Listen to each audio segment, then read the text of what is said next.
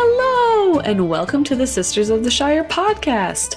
I'm Abby, and with me today is my beautiful co-host Ashley, and this season we're diving into the unfinished tales, stories that add even more depth into the world of Middle-earth. To our loyal listeners, thank you for sticking with us. And if you're new, welcome. But I would say let's be sure to go back to the beginning of the season to better understand what's happening here. Yeah, it from an outsider's perspective, it probably sounds like crazy fever dreams if you jump into the middle. So, Yes. So whether you have read the unfinished tales before or you are exploring them for the first time like me, we will make it easy and fun to follow along. So get cozy or take us on the go and join us for an epic journey through the unfinished tales. Let's go! Ashley, How are you today? Oh, what? I have a harrowing story. A harrowing story? Yes. Do I need to be clutching my pearls or are we grabbing popcorn? Maybe a barf bucket. Oh no. So, I don't know how common it is knowledge that before I get to that part. Last night, you're prefacing? I'm prefacing my prefacing. Last night, sorry, I'm still traumatized.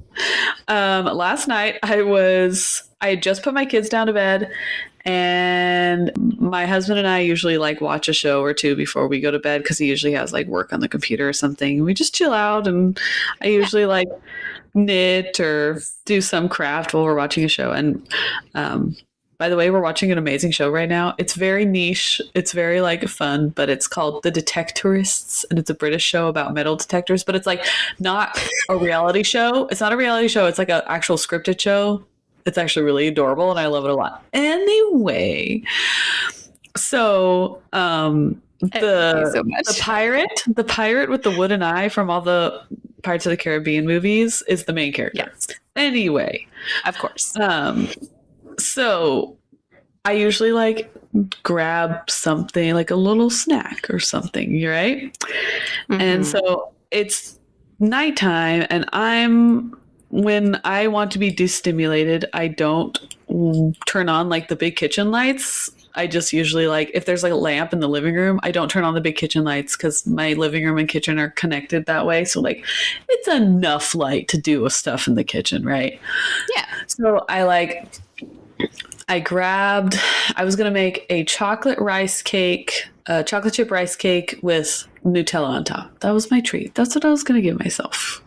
I know it sounds weird to some people, but I really love it. Anyway, so I take Abby's healthy and stuff. The last rice cake out of the packaging, and I put it on a plate, and I go to get it was Nutella, and I put it on the plate, and I had a piece of the rice cake that was in the packaging had broke off, so I popped it in my mouth.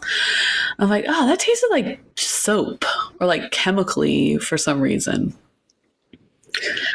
And I was that was weird. And I smelled it, and I was it smells fine. I don't know why that tasted really chemically flavored. Mm-hmm. And so I'm putting the Nutella on my plate, and I look down, and it's in not semi-darkness, it's just dimly lit in my kitchen. And I look down on my plate, and this is why I was prefacing. In the Pacific Northwest, it's I don't know if you have this problem where you are, but if it rains a lot, we get a huge influx of ants that come into my house because they want to get out of the rain. Yes. Ants. Not sugar ants, a little bigger ants. How many ants did you eat? So I looked on my plate, and my whole plate is covered in ants. And it sucks because the what's it called? The rice cake is dark because it's chocolate. So I couldn't, in the dim of the kitchen, could tell that it was completely full of ants. And so I literally took a mouthful of ants in my mouth. And I chewed it and swallowed it. And I said, why did it have such a weird taste? And then I like looked down and my whole plate is like swarmed that had come out of the thing I was just about to eat. So I didn't get to eat my snack last night. And I told Colt, I'm like, I don't know if you guys know this, but if you squish ants, like if you like squish it with your finger or smash it with like a paper towel or whatever, they smell really strong, like chemicals, and that's just their natural like defense or Deterrent. something. Yeah.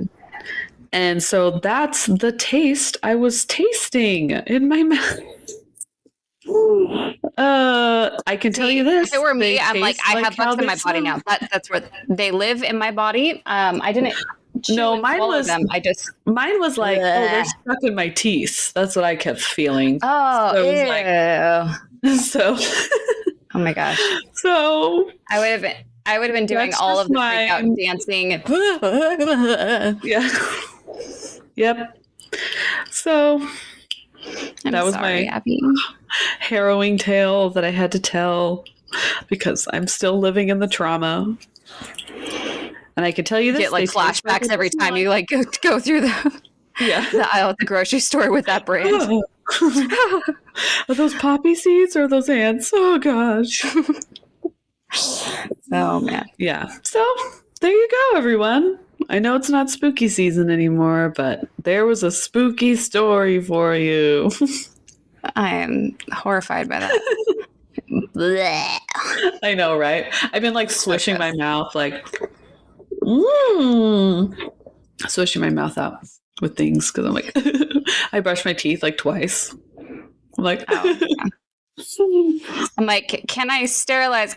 How hot water? How hot? can my mouth take? Yeah, to sterilize myself.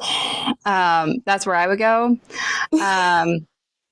I don't drink alcohol, but at that point, I'm like, maybe I should now because that would like also sterilize. I mean, Just swishing some vodka up in there. yeah, just for sterilization purposes. This is my only. Like, this is my ant mouth sterilization vodka. That's all I need it for. Anyway, so that's how I'm doing. Anyway. Okay. That's pretty much on par with my mental health right now. So, Sure. but in celebratory news, my two oldest had their birthdays this week, and it was really fun. Yes. Happy birthday to Luna and Fox. And he's 11 years old, and he was so Getting cute. so big. Fox, my older one, he was so cute. He was like, he's a came up giant. to me. I know, he came up to me on my daughter's birthday, which is the day before his birthday, and he goes, 11 years ago today, you were about to give birth to your greatest accomplishment. And I'm like, One of them, Fox. Let's you know be what? humble now. You're right. And then, and then he also said he helped my husband check the mail on his birthday. He's like, oh man, no Hogwarts letter because he's 11. He's and I'm turning like, 11. And so my husband like quickly made one for him, and it was really cute. He stuffed it in our fireplace. That's amazing. It was pretty cute. But my mom, so their grandma, gave them two big gifts for their birthdays. They can choose an excursion. So, like, they each got to choose something fun to do. So, tomorrow, Fox gets to do the indoor skydiving, which he's really excited for. That's awesome. He's going to love it. I know, because he's like, it's very on par for a we're calling this his Harry Potter birthday because he's turning 11. Yeah. He's like, it's on par for a Harry Potter birthday because, I mean, where else do I get to fly, right? And I'm like, it's true. Yeah. And then Luna's choice was she gets to go to the zoo and do animal encounters with 5 different animals. And she gets to, like, hold them and, like, all that stuff. Is that fun? That's So awesome. she gets to see like a sloth, and she's really excited because her big dream is she wants to pet jellyfish, which I'm like, you do you, girl. I was like, sure. Which they have When that. you die? They have that. You get to go pet little jellyfish, and she's so excited. So I'm Okay. like, all right, you do you. Jumping jellyfish. So anyway, so Awesome. that's our big fun things we get to do. I'm a little jealous, not gonna lie. I have done the skydiving thing, and I will say, so it was like a family present. So like it was all of my siblings and my in-laws. So like all of the couples, went, and it was funny to see everyone react in different ways. Cause like I have like the cautious brother who like who needs the control. I have the like daredevil brother. I have the really tall and skinny gangly one. Like we're just kind of all over the place. And it was funny to see who like was more comfortable with it and who wasn't. The one who tried to be really cool about it. Yeah. I actually could not breathe. The air going in my face, I felt the whole time like I couldn't breathe. Oh, well. Yeah. I'm not sure how to warn Fox about that, but yeah. Fox, you can breathe in there. Yeah, make sure you're breathing. And it's also freezing because of all the air. So just keep that in mind too. All right. Well, dress them warm then. Yeah. Anyways, how much do you remember of last week? All I remember is that we are with that dwarf. I want to say Mad Madam Mim. Yes. But it's not Mim, it's Meme, right? Like correct. Dream. Yes. So we're in the cave where I guess he lived or lives. I don't know. And his son had just died because of Jerkface. Hurin's jerk face fellow wolfman guy, like just shot arrows into the wherever space. Like he just didn't really know what was happening, so he just shot arrows wherever, and it hit Meme's son, and he died. And they were like in the room while Meme was like grieving, and I'm like, how awkward would that have been? Like, ooh, like it has like what's that jerkface's name? Androg. Something. Androg. It like his arrow has all his name written on all of them, so it just says "Arrow by Androg" like on the shaft of the arrow. Like, or I could totally see him being just like a cocky, just like, you have just been killed by Androg. It's kind of like like people started making their gamer tags funny. Yes. Yeah. I'm the smallest of four brothers. So my gamer tag for a little bit when like Halo was first coming out was little girl. So it was like, you've been killed by little girl.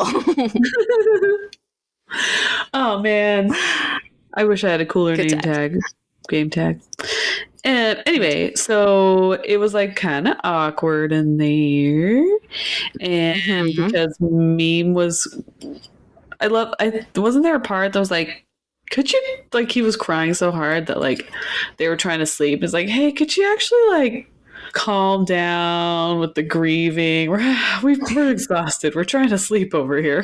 Yeah, there was a bit of like, and they made a point that they had a hard time sleeping because of Meme's grief was so loud. Like, please.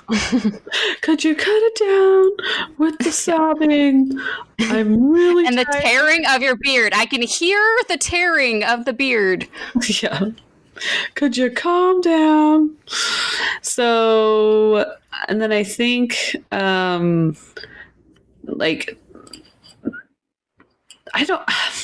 was it like somebody threatened to like, you can't leave or something like that, or if you leave, you can't come back because you don't know where this is or where the special hideout is. The outlaws they like the place. You know, it's a good shelter. It's got lots of room. It's got lots of resources, but they're like kind of untrustworthy of Mim because it's so hard to get in and out of. And so like they had this really awkward conversation with Mim, and Mim is like, tone is so important, Mim, and I could take it in so many different ways. But he's like, "Oh, do you feel like I trapped you guys here?" Hee hee hee. And they're like, "Yeah." Pretty much. Yeah. So he's like, "You'll learn the ways in and out in time," you know. So they breeze it over, but there is a bit of like a suspicion towards Mim because of him being so cryptic about things. It's like when in the movies, there's like a lot of movies that do this where they're like, "Oh yeah, come look at this room and this parlor in my house," and they go in there and then they like, "Well, I'm gonna go finish something in the kitchen. I'll be back in a second." They turn around and they like lock the person in the room, Yeah. and you're like, "Well, that's suspicious." Yeah. We also got to learn about Mim's sack and what was in it, finally. Do you remember what it was? Wasn't it like food that looked like rocks or something? Kind of. So they were roots. They look just like roots, but they're called earthbreads. And they actually taste like bread. And so they're like, "We haven't had bread in months. Thank you." And so they actually really like them. And it's like a nice little treat. But then Olrad, one of the outlaws that we don't hear about a ton, but he's like, yeah, he becomes suspicious because he's like, "I looked in that sack and I thought there was something weird." Because there was like a possibility that he had found like gold, but we had like dirtied them up to look like rocks or something. And then Mim is just like, Mim does not like Olrad, and he doesn't like his tone, even though I feel like it was pretty innocent. But he's like, "You, sir, will be the last to get, you know, you won't get any earthbreads from me, sir. If you want earthbreads, you're gonna have to get them from your friends, but I'm not giving you any of my special nice stuff." And well, I can just see Olrad being like, "What did I say? What did I say?" Yeah. Have I offended? But then Hurin had an awesome burn for him about speaking out of turn, like reminding him silence would be more useful in most situations. So, wait, wasn't there something that we liked the quote of? Wasn't there something? Yeah, like, it was like a Shakespearean. Yeah. What was it? It was. Wasn't it like, "Why do you say the things you say?" or something like that? "Why must you speak your thoughts? Silence, if fair words stick in your throat, would serve all our ends better." "Why must you speak your thoughts?" That was it. Yes. Yeah. So that's kind of where I left you with that awesome Shakespearean-like burn by Hurin to Olrad. Nice. Yeah.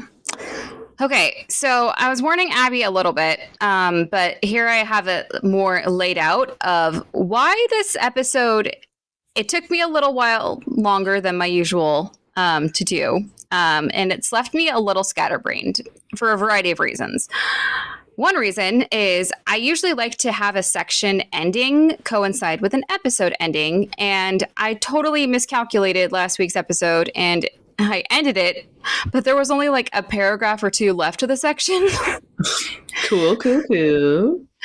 And I'm like, "Oh, it's fine. You know, I'll just continue on to the next section and just, you know, like make it work." But Tolkien couldn't make my life that easy because at the end of this section, he has a note saying it's one of those times where it's like, "See the Silmarillion version for this section, or between this section and the next section, because I left out bits." And I'm like, I actually really don't want to rewrite this again. So if you guys could just refer back to when you read the Unfinished Tales, it's like you're studying. You have to have both books open. I do. I You have have to so have, many like- things open, Abby. Like you have to have an appendices, some little sticky notes, some like the little tabby things so you can flip back to each page. I seriously do. Because it gets better. So it's like, see the Silmarillion version of this story for this particular section. But I also added an appendix at the end of this chapter to help fill in those gaps too. So I'm like, why couldn't you have just put in the appendix here and made my life easier, sir? No. But I'll explain why I think he did that later, but it just made things even more complicated. And then on top of all of that complication, while doing the research for this episode, I turned into Alice and followed a white rabbit and fell down, down, down into a hole. Except my white rabbit was actually a grumpy dwarf named Mim. But it did lead me to an equally crazy story that I felt like was a hidden bonus that I just had to tell you guys about because it's like mind-boggling. Were there memes of Meme? So Were there memes? Were. And I'm going to Meme? share one that I found. Oh my gosh, I need to make all the memes now. Okay. So forgive me this episode as I try to wrap up all of these complications into a nice cohesive narrative that is, easy to follow along with like we promised in the beginning of our episodes. So yeah, just stay with me. That's all I ask. Stay with me. You got my hand? Let's go. Stay with me. The buddy system. Buddy system. Do you have your exit buddy? Yeah. Okay, so first, I want to share my rabbit hole story because I'm just so excited to tell you about it, Abby. Okay. So remember how I kept saying that like Meme had all these different weird secrets about him? He's very suspicious, but also very secretive. He even has a secret room in the cave that he's like, no one's allowed to aid in here. Only I'm allowed to go in here. What do you think's... I'm going to guess it's his crafting room. He's like, someone touched my fabric scissors last time, and I'm just not allowing anybody in here. You're kind of close. Okay, so when I was digging into this, it literally... Okay, so what I found... Apparently, Tolkien wrote a poem about Meme. Okay. And it's called The Complaint of Mim the Dwarf. All right. And here's the thing, though. I've never heard of this. You probably never heard of it. A lot of people probably haven't heard about this because it wasn't published in any of the usual Tolkien collections. This gem was hidden away in a super random and niche way that I'm just going to have to tell you the whole story of because it's so crazy. All right. So this poem was written by Tolkien, translated into German, and published into a book, quote unquote, called you're probably going to be better on the German here than I am, Festschrift. Okay. Best I get. So basically, it's a book with a collection of writings published in honor of a scholar. So it's like a scholar's greatest hits or something. His three-disc album of his greatest hits. Pretty much. So this book in question is called, again, I'm sorry, German people, I'm so sorry. Das erste Jahrzehnt, 1977 to 1987, ein Almanac, which translates to the first decade, 1977 to 1987, an almanac. The term first decade kind of confused me here because I'm like, that's not the first decade in existence. That's 1977. That's not the first decade. But it was the first decade that this publishing firm actually had been in business. So that's why. Yeah. So basically, you've got this random German book published in honor of a publisher's anniversary, and nestled within it is this Tolkien poem. Why? How did they get this poem? No good explanation is out there. They're like, we have a few extra pages to fill. Let's just throw this in there. Yeah. And I was just curious, like, what other scholars were worthy of to be included in this book, like alongside Tolkien of all people. So here are some people that like seemed to be bigger on the scale of popularity. You might know them, you might not know them. I only recognize one thing out of all of them. But so one guy is Douglas Richard Hofstadter. He's an American scholar who went to the University of Oregon, of all places.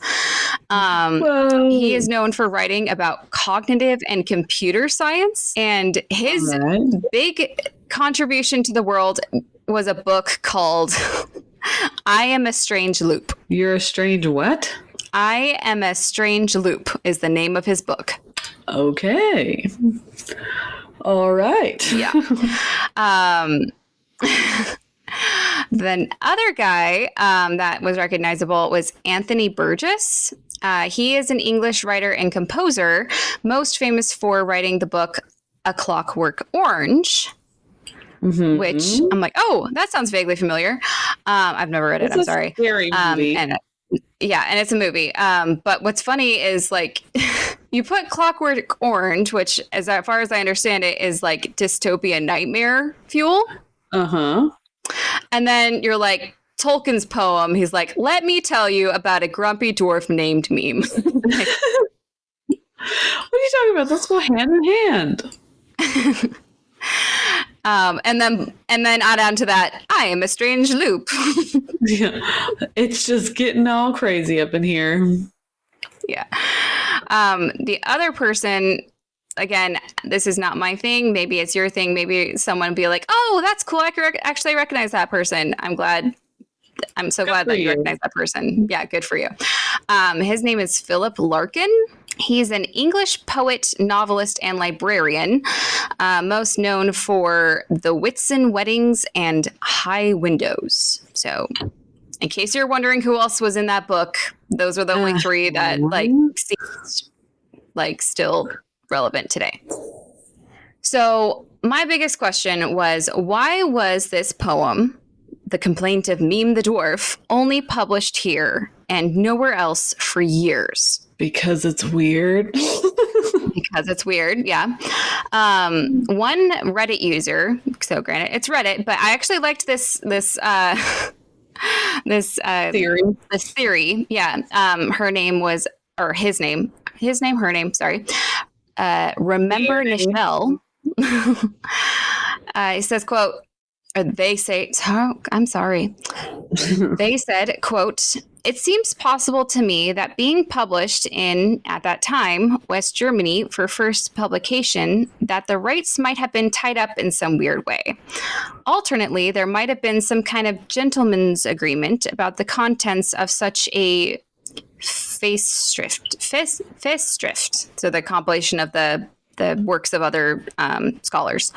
There's usually, I like the ending. There's usually something odd about an odd bit of something. It's true. So true here. Lucky for us, though, the mystery of this poem didn't stay buried forever. And just last year, just like a few months ago, on September 12th, 2024, the collected poems of J.R.R. Tolkien was published, a massive 3-volume set containing 900 versions of 195 poems, all by Tolkien.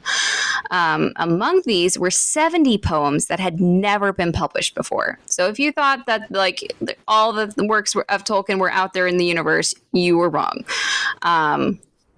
Because they're still finding stuff, apparently. If you are a hardcore fan, you can snag this set for about $80, the hardback edition, of course, on Amazon. Bit pricey, but for 3 large volumes of poems, that's a cool Tolkien, little nugget. Go for it. I think it's worth the bragging rights, but I don't have the money for it at the moment. If you want to join our Patreon,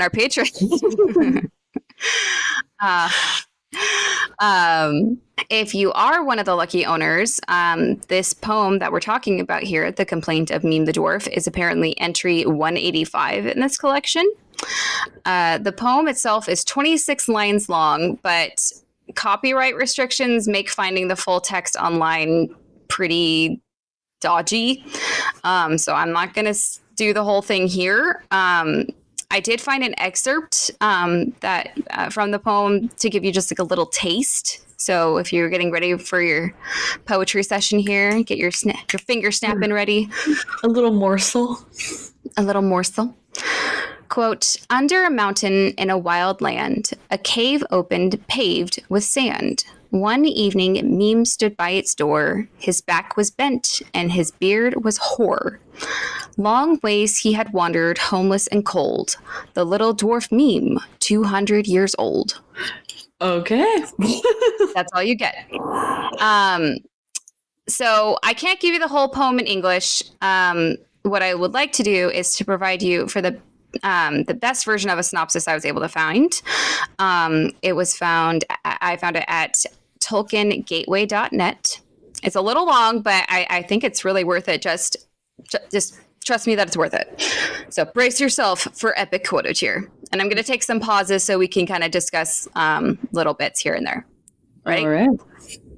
Quote, one day Mim stopped a while and beheld the works he had created. He marveled at them, that they had grown out of him, but were of him no more.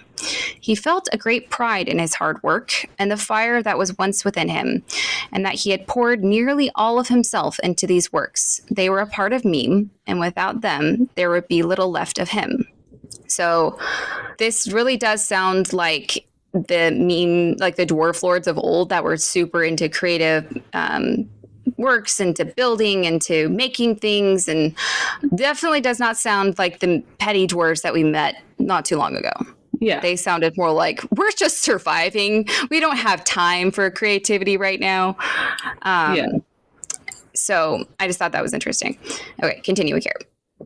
Quote, Mim further noticed that they were all strewn about, laying on the floor, piled in corners, or hanging on pegs, and devised a proper way to hoard them. He created a magnificent chest filled with compartments and secret drawers, detailed with intricate dragons and ancient dwarfs with axes, and locked with a key bound by magic. With the closing of the lid on the chest, which now contained his hoard of memories and bygone years, Mim too closed his eyes and slept with his head upon it. Ow. Ow. Cool. Yeah. But I like that. It's like, he probably has such a kink in his neck. I know. But I love that he's like, all my things are just strewn about. I've got to organize it. Let's get, I can just imagine like the chest that's got all these cute drawers and compartments and the OCD is like, yes, get it, Mim. Organize that. It's a dwarf town. But yes! Oh my gosh, that's perfect. But locked to the key bound by magic is interesting. I feel like magic is one of those things in the Tolkien world that is very... it's not defined very well. It's not... like Gandalf's magic isn't necessarily like the magic like in the Harry Potter world. It's not the magic that you would find in any other fandom. It's, I don't know how to even explain it because it's not explained very well. And so also it's not prominent, if that makes sense. Yes. Yeah, that's not their main. Like when he finally does magic, you're like, oh yeah, I forgot he could do that. I forgot he could actually do magic. Yeah. Okay, so continuing here. Quote, unaware of how long he slept, Mim was awakened by choking smoke.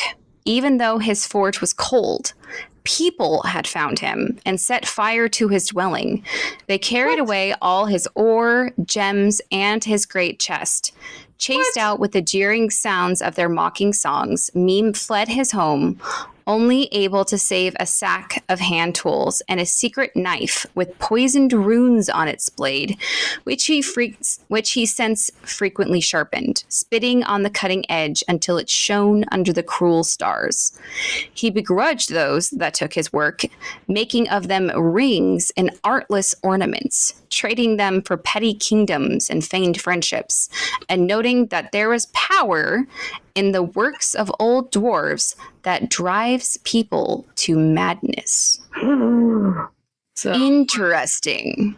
all right, okay. I'm sorry. If you're sleeping on a chest, though, and someone takes out that chest, you'd think you'd wake up. But that's neither here nor there. So basically, some men had found him, set fire to his house, and stole all of his stuff. And they're literally like mocking him as they're like doing it. Sad. Very sad. And so Mim is left with like nothing. And then somehow he knows what they're doing with his stuff. He says like he made rings and artless ornaments. He's like, I could have made that way prettier. You guys, that's ugly. You call that art. But power in the works of old dwarves that drives people to madness. One thing I thought of just now, and granted, it's the Silmarils, so it's a little different, but the Noglamir that the dwarves helped make, maybe it assisted with the madness. Just saying. Is there any other? No. That's the necklace. Oh, yeah. The one that they kill Thingol for? Yep. I can't think of any other dwarf works that drives people to madness. Well, wasn't the dragon helm? To madness, though. I mean, I guess Hurin wasn't very mentally stable. Let's just leave that out there. And it was like Khazad-dûm. And they had a curse on it. Yeah. Okay. Or no, that one weird blade wasn't. Oh, no, that was made by the a-hole. The guy in the woods. Okay, so continuing here. Quote, Mim, now old and bitter, came to a refuge in the wild mountains, where he had to begin his work anew, seeking to catch an echo of his memories before they were lost forever. While his work was still good, the freshness was gone, and he could only glimpse the work he had once created, not that which he had once seen. Mim understood that others thought of him as full of hate and malice, that he would bite, and stab if approached. Yeah. And for that, he was shot at with arrows if he dared show his face to the sun. He laments that if he could forgive... I was going to say, he's like a coyote or like a... They're like, hey, you get out of here. You get off my land. It's like... Yeah. He like doesn't even talk. And he like scurries away. Yeah. But that analogy going from dwarf, think of like Durin and Thorin, to petty dwarf. I think that's a very good, yeah, sad. Yeah. It's a little sad. Yeah. He laments that if he could forgive, then perhaps he could still create shapes such as a leaf or a flower with dew, as it once shone at Tarn Eluin in his youth. But that he cannot, as embers still smoldered in his heart. So just for context, Tarn Eluin is the clear blue mountain lake in the highlands of Dorthonion. It's kind of like a magical, pretty lake. It was possibly hallowed out by the Maiar Melian. It's where Barahir and his son Baron and this gang of outlaws hid from Morgoth for a while. But wait, wasn't that the place that like that guy looked into it and he was like, or was that somewhere else? He's like, this is the most beautiful thing. And he like stared at it for a long time. Or is that somewhere else? You're talking about the pools of Ivrin, the happy water? I thought there was like a place where he like stopped and he like looked at it and he's like, this is the most beautiful place. And it was like him by himself and he like didn't leave it for a while because he was like, I just want to stay here. Oh, maybe it was. I mean, that sounds vaguely familiar. Was it Tor? Mm-hmm. I don't know. So I don't know. One of those guys. Okay. So anyways, this poem just blew my mind when I read it. Like, Mim, it explains so much. Mim's hatred towards elves was always understandable. You know, it says they used to freaking hunt them, but there wasn't a really good explanation of why he would hate men. So this really kind of shows the root of his hatred towards them. Which is valid. 100% valid. It also explains why he would be gathering gold and disguising it. So like maybe if you're stolen from once, you're like super like cautious of being stolen from again. So you're like, I have to make these gold things look less like gold. And so, you know, like the mystery objects in his sack probably were gold. And it also explains why he had a secret room and what he could have been doing in it. Because remember, he was like trying. It was his craft room. You were actually right. He's trying to get back the craftsman that he used to be before, you know, it was all stolen from him and he was filled with such angst. And it also explains why this weird relationship that he has with Hurin. Like at the end, it says he laments that if he could forgive, then perhaps he could still create, you know, blah, blah, blah, blah, blah. Beautiful things. Yeah, so if he could forgive Hurin for tying him up, basically, and be able to forgive men as a whole, as he's trying to do with Hurin and the Outlaws, maybe he could get his, you know, gifts back of creating beautiful things. But like it says at the end, but he cannot, as embers still smoldered in his heart, which adds up for what ends up happening to them later. It's true. Sometimes when you're hurt like that, it's tough to go back to what you once were. You're a changed person. Right. Mm-hmm. So anyways, I'm sorry for the rabbit hole, but I just am like, it just explains so much. It just really unlocks another layer of Mim's character that we didn't really get to see anywhere. And it's not going to be in any, I'm sorry, we're not going to do a book on the poems, 3 volumes of poems. I think I'll shoot myself. I'd like to reference them here and then, but if that's your jam, that's not going to happen. Go for it.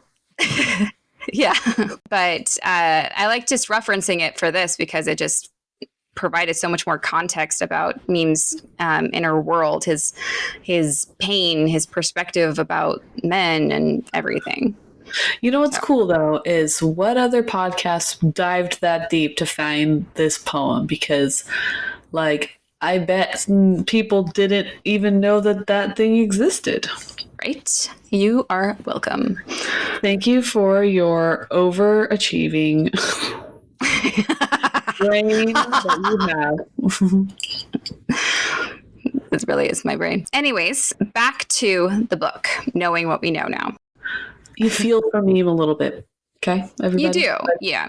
You understand a bit more on why he's so the way he is. Grumpy. So back to Hurin, Mim, the Outlaws in their awkward roommate situation that they're in now, you know, with one of them recently killing Mim's son, another one insulting him, and Mim denying him his earthbreads things. Just he's really, like, you know, your classic roommate arguments. He's like, who drank the last of the milk? That was mine. That was my milk that I bought. And then Mim's like, who killed my son? You know, it's really, we gonna play this way, the scales here, or Yep. But they do eventually settle into a mostly peaceful coexistence. At first, the Outlaws are stuck indoors because, like we said earlier, they're not yet familiar how to get in and out of the cave. But Hurin, he ends up being a bit stir-crazy in the cave. So he goes outside and, quote, Hurin paced much upon the green sward of the shelf. Green sward of the shelf. In my head, this is just like a flat area of grass at the opening of the cave. And from the definitions, that's kind of what it linked to. So from brink to brink. So he's just pacing back and forth. And he looked out east and west and north and wondered to find how far were the views in the clear air. So he's taking in the view. You know, every good warrior needs to know the lay of his land, right? So he's trying to get a lay of the land. He's also probably trying to distract himself from the drama that's in the cave right now. He's like, things are pretty awkward in there. I'm going to go get some air. So There's one of my favorite quotes from one of my favorite podcast. My favorite podcast is one of the brothers says, "I am uncomfortable with the energy that we have made in the studio today." That's like Yes. Yes. That's exactly. It's like he walks out saying that. So just to get us familiar with the lay of the land as well. So to the north, Turin can see the forest of Brethel, which, if you remember, is kind of their old stomping grounds where he first met the outlaws. And more specifically, he keeps looking at this hill in the center of the forest called Amun Obel, which we already know Amun means hill, thanks to us learning about Amun Ruth. But Obel's translation's a little trickier. Best guess is that it probably means fenced homestead, because there's like a settlement that the people of Howth built on top of it. I don't know why he couldn't just call it like a hill in the forest, but, thanks Tolkien for making things more difficult. He just takes any chance he can get to name something. He's like, ooh, a hill? I'm going to name it. It's true. Yeah. So he spots Amun Obel in the forest of Brethel, and he keeps looking at him, and he doesn't really know why. He says, quote, "Thither his eyes were drawn ever and again, he knew not why." That's a nice boulder. Look at that boulder.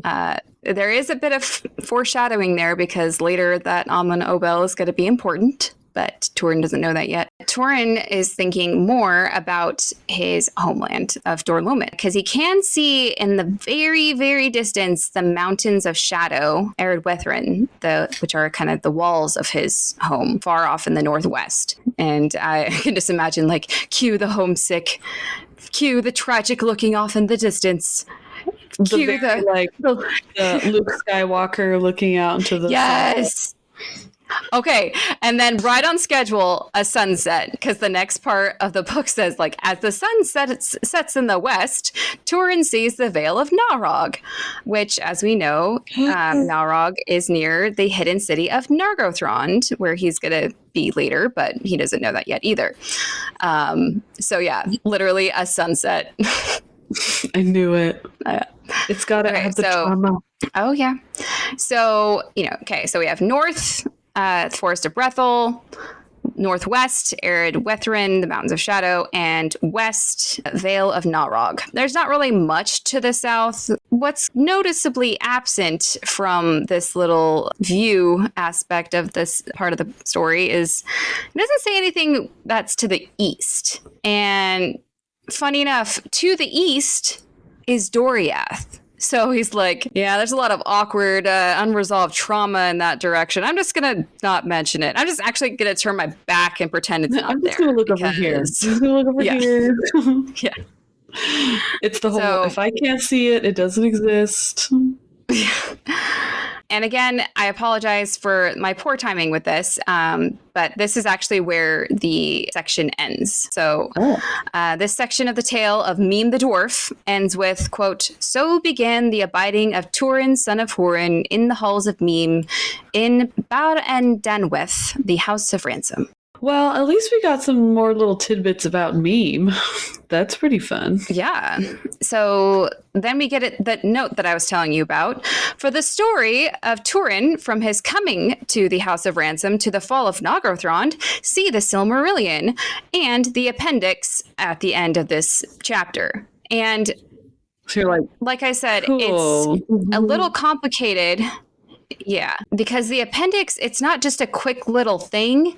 It's 12 pages. So the only reason why I can figure out why he didn't just put that appendix right here is, from what I can understand, if you thought like the Silmarillion was the final edition of the story, and the Unfinished Tales is like a collection of rough drafts of the story, this appendix might as well be like story outlines or like rough drafts or like I was trying to remember like I was just like, what was there was a rough draft, the final draft, but there was like a it was called like a story web or something, or like a story, a pre-write or something. I was trying to remember. That's what we call it.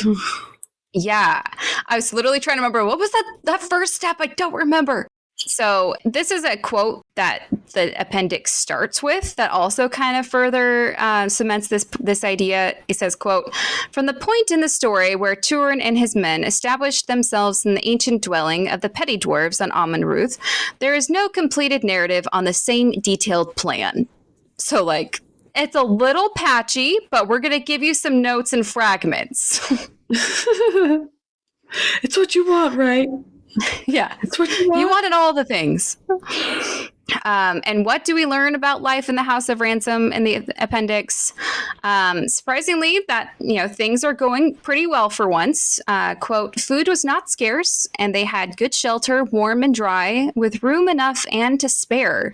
For they found that the caves could have housed 100 or more at need." Whoa. So, which, it makes me so sad thinking of, like, was there 100 at first? And they're down to 2? Don't think like that. Because you need the quote. Quote, "There was another smaller hall further in. It had a hearth at one side, above which a smoke shaft ran up through the rock to a vent cunningly hidden in a crevice on the hillside." So this cave had everything. Living spaces, workshops, storage rooms, even an armory, even though the armory was noted to be really rusty, full of dust, which leads me to a question of did Mim and his sons ever use weapons? Because I don't remember them. They had their teeth. Yeah. And it says, most of the rooms were empty and covered in dust, except one. Quote, "A small room that led out of the inner hall and had a hearth which shared the smoke vent of the hearth in the hall. There Mim would work at times, but would not allow others to be with him." And this is where my rabbit hole finding connection is made, because this is what he was doing when he was in that. Yes. So that's actually where I'm going to leave you today, with that awesome mind-blowing connection that I just made for you. You're welcome. In my brain, he's got those Hobby Lobby inspirational quotes in his craft room. What are some crafty ones that he would have? Live, laugh, love. Live, laugh, love is what I can just see one word, create, inspire. Yeah. Yeah. Exactly. And then he has the random chat poster. Hang in there. Yeah. It's papyrus font still. Heck yeah. Why not? So that's where I'm going to leave you today. But thank you for joining us on this journey through Middle Earth. Sorry, it was so scatterbrained and confusing, but we made it in the end, and hopefully it all made sense, and hopefully you learned something new. Don't forget to follow us at Sisters of the Shire Podcast on Instagram, where we're trying to get some stuff up, fan art, fun memes. I'm going to post my memes later, now that we talked more about them. Memes. Big thank you to our patrons, Dan and Tom. You guys are amazing. We really appreciate you keeping with us and supporting us. It really helps support the podcast costs that, we have to pay. But you have to pay it. So if you would like to help support our podcast and become a part of the fellowship, check out our Patreon at patreon.com/Sisters of the Shire Podcast. Your support helps us keep exploring these stories, and we are just so grateful. If you can't join the Patreon, we get it. If you could just please help in another way by leaving us a review or a rating, it really helps us grow and helps other people find us. So thanks again for everything. Share with your friends through word of mouth too, or yes, you can physically share through a text message the podcast itself on whatever platform you listen to, and yeah, it's pretty great if you want to help out that way. Yes. We try and keep it fun. We try and keep it about an hour an episode, sometimes shorter, sometimes longer, depending on my ranting level.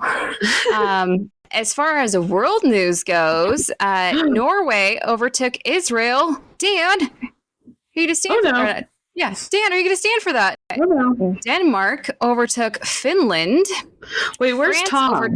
Tom is in the Netherlands. Oh, okay. He's number 6. Get it, Tom. Mm-hmm. France overtook India and Portugal. South Africa overtook Iceland. Ukraine overtook Poland, New Zealand, and Russia. Whoa. And Japan overtook Albania, Kuwait, and Taiwan. So Go, countries. Get it. Hey.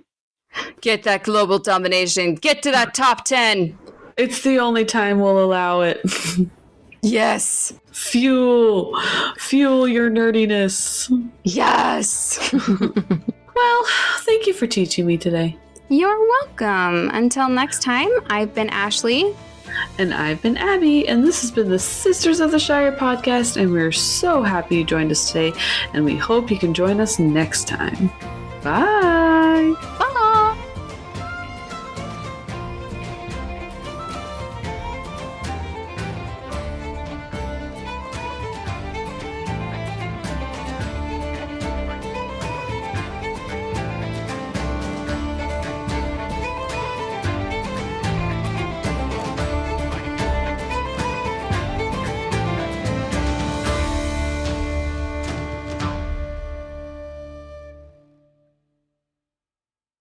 Thank you for teaching me a day. Yay!